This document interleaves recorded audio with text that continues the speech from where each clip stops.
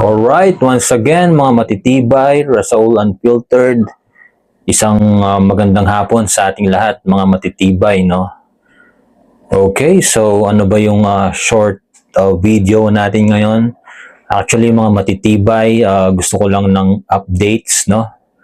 So ano naman tayo ngayon? Into sports naman tayo ngayon. So alam naman natin na inaabangan natin, no, yung kay LeBron James, kung anong team yung lilipatan niya, at saka kung anong update sa nangyayari ngayon sa kanya sa NBA.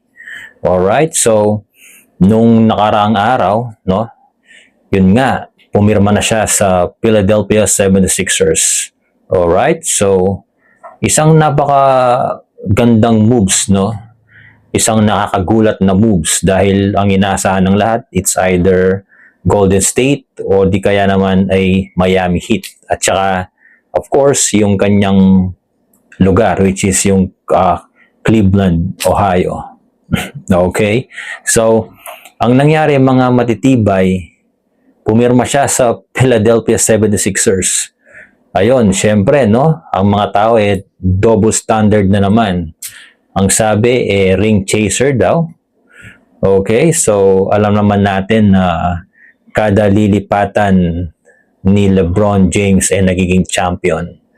So, ang ano ko lang doon, ang assessment ko lang doon, para sa akin, isang napakalupit na desisyon yung ginawa niya. Isang bagay na masasabi ko na sobrang ginagawa lamang ng mga sigma male or alpha male. Alam nyo yon, yung tipong wala kang pakialam, wala kang keme, alright?